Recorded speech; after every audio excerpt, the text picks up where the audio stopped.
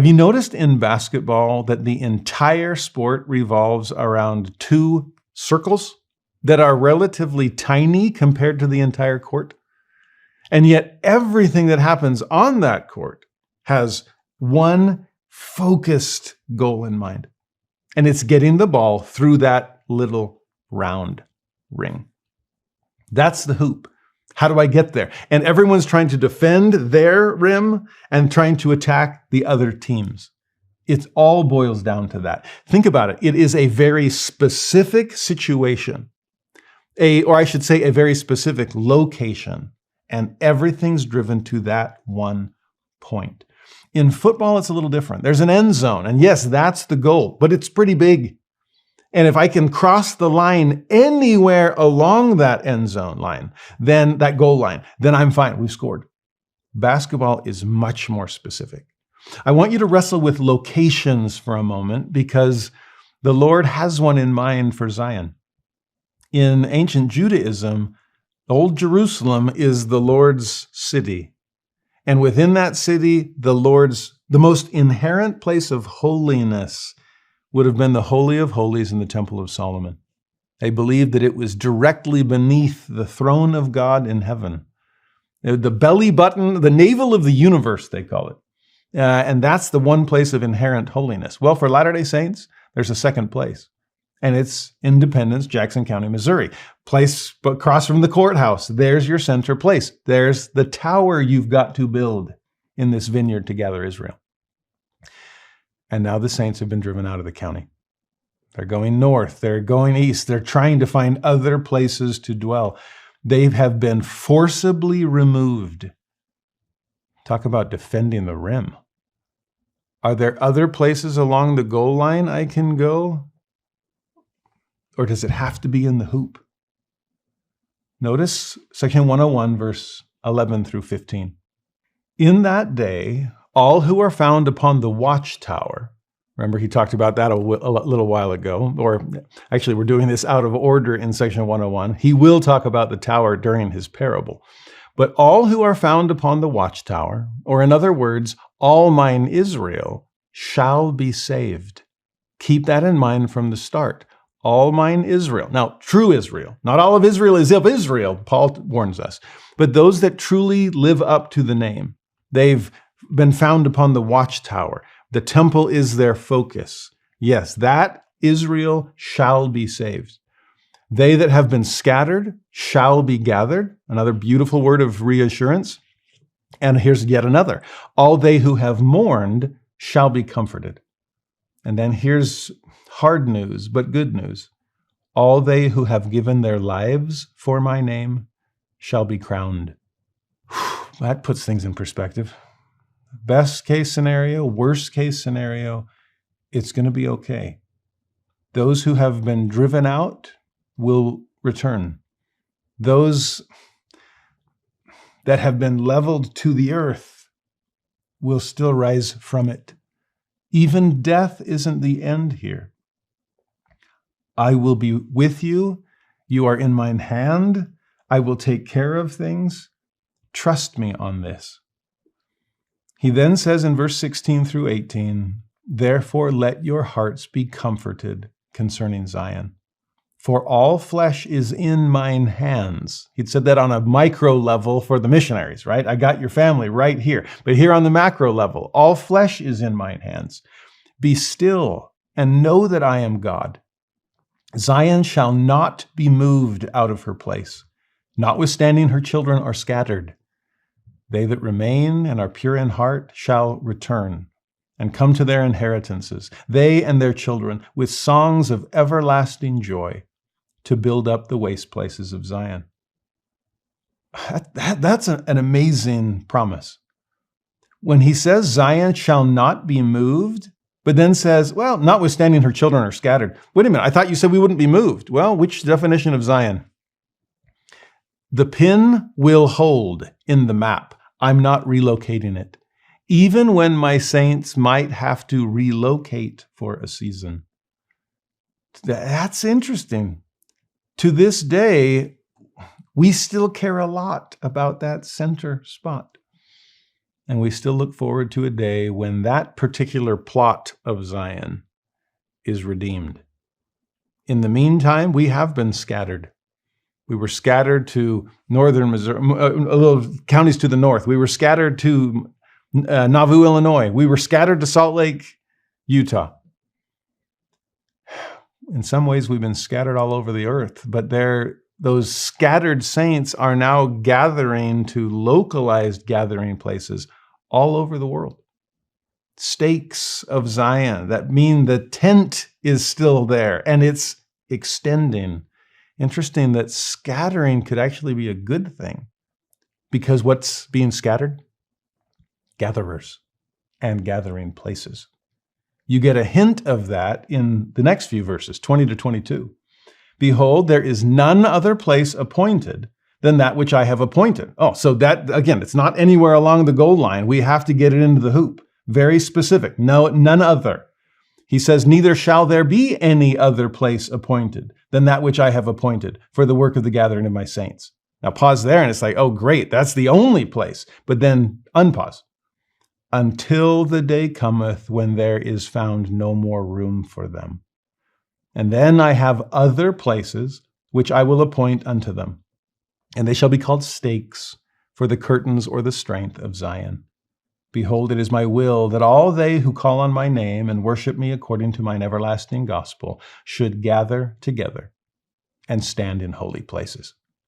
How many times has he said that recently? Stand in holy places and be not moved. That's how he culminates the prophecy on war in section 87. If you think about this idea of, do you see the temple focus? There's the holiest place we can stand. There's a gathering place. There's a garner for God's people. Have you built it yet? Are you going to? I've asked you to. I've commanded. You understand how focused the Lord is on that place of safety. And until we have that place and become that people, then yes, we'll be driven. And we'll be driven by others away from the things that God would have us do ourselves. Now, what's interesting about all of this is there's a very literal and historical aspect to all of this. And then there is a more personally relevant, there's an application here that I've never seen in my years of studying this revelation. This time through, as I pondered it, I was so grateful for what the Lord helped me see. Because all those reassurances would have been helpful in the 1830s. Zion's Camp is definitely thinking about it. Next week, when we really start studying Zion's Camp, we'll see them like, hey, well, Zion cannot be moved. The Lord's on our side. We own that. We paid for it ourselves. And so it's our right to reclaim it. And we're going to gather this armed force and go down and get back our land. We're going to redeem Zion. And words like Zion shall not be moved, that's really helpful. But we're still not in Jackson County. Well, we are and we're not, okay?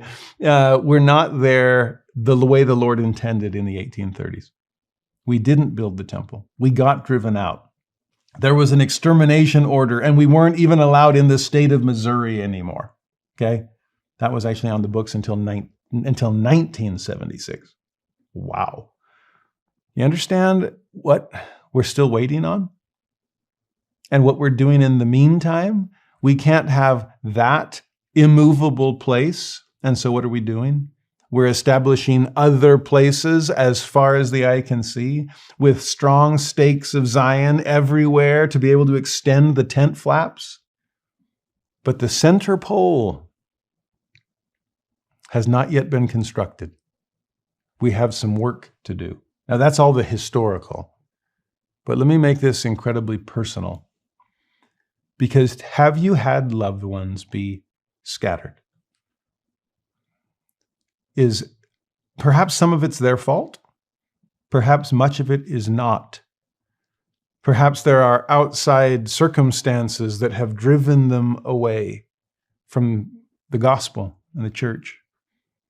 Maybe it's things we ourselves have done as saints when we're not treating them as saintly as we should. Maybe it's our own jarrings and contentions and strife. Maybe we're not living up to being a Zion people, and that's driving people out of our Zion place. What do we do? What do I do for loved ones that are no longer in the central place? They're no longer in the church. Go back and look at some of the phrases in these early verses of section 101 and think about them in a much more personal way about your wandering prodigal. And listen to this.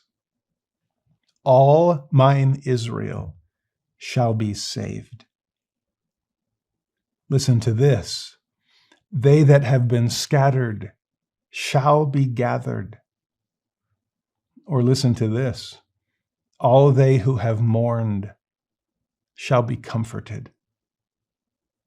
In fact, you who have spent your lives praying for, fasting, going to the temple, keeping their name on the roll, everything you can do for those wandering prodigals,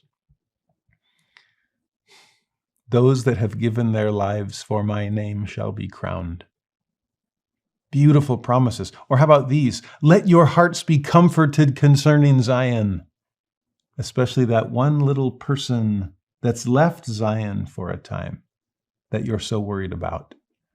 All flesh is in mine hands, including the flesh of the wandering prodigal. Be still and know that I am God. Trust him. Trust his power. Trust his process. Trust his pace. He knows what he's doing. Zion shall not be moved, even though the child might be scattered. What's interesting in all of this is, yes, there is a place, but yes, there are other places. And I think sometimes we worry that when our child or loved one has gone to another place to find their version of peace or happiness, but that's not the place. They're not with me in sacrament meeting in the Church of Jesus Christ of Latter-day Saints every Sunday. We need to trust what God can do in other places. You remember the 5 synonyms we saw back in section 84? Approach them with love and light. Approach them with truth and tolerance. Approach them with some flexibility and some respect for the other places that they are trying to build themselves. But at the same time, you trust and honor their choice of other places. Don't lose hope for the center spot that we pray they will someday return to. There's a balancing act there. There's a proving of contraries. But as we'll see next week with Zion's camp, if we think we are there to forcibly return them, that's not how it works. What was Zion's camp for? To make saints, not soldiers. And perhaps even the turbulence of the scattering is meant to purify me as a parent or as a loved one. And if I can become the kind of saint, not soldier, to invite them, not force them to return, that's probably the only way they'll willingly return anyway. You with me? I'm not going to belabor the point, but I do hope that the Spirit will open our eyes collectively as we ponder this parallel between what was happening then and what's happening right now. Zion won't be moved. God will see to that. But there is one last verse I want to share with you. This one you have to fast forward. We studied the beginning of section 101. It's then that he starts talking about the parable he gives, right? About building a tower, which they hadn't done. But then he says this in verse 75. There is even now already in store sufficient, yea, even an abundance to redeem Zion and establish her waste places. No more to be thrown down, were the churches who call themselves after my name, willing to hearken to my voice. That takes my breath away, honestly. That's a gut punch in some ways. Because even then, 1830s, the Lord is saying, oh yeah, you already have plenty. If you'll do the right thing, if you'll follow my voice, hearken to my commands, then yeah, you already have sufficient strength to go redeem Zion. The question, it's not about sufficient strength, it's about sufficient faith. Do you have it? It's about sufficient obedience. Do you have that? Because I put the pin in the map and sent you there, and you can establish Zion right now if you choose to. And here we are almost 200 years later, still looking back to Missouri, wondering. Ancient Israel was on the banks of the Jordan River, ready to cross it and conquer the promised land, but they lacked faith. And God said, fine, I'm eternal. Go ahead and wander, die, and your children will conquer the promised land if they have more faith than you do. Moses comes down from Sinai with the tablets of stone with the higher law. You want temple instead of tabernacle? You want Melchizedek instead of Aaronic? You want God instead of angels? It's right here. And yet preferring their golden calf to the God of Israel. Fine. I'm eternal. I can wait. And wander, die for over a millennium until Jesus came with Melchizedek possibilities to supersede the Aaronic ones. Do you see the pattern develop? When are we going to figure this out? When will we be prepared to hearken to the voice of God? When will we prioritize God's priorities? When will we fully place our faith in him? Or will he once again say to us, well, I'm eternal. Missouri will still be there. I'll still be here. So go ahead and wander, die, until some generation is ready to be Zion so that they could then build Zion.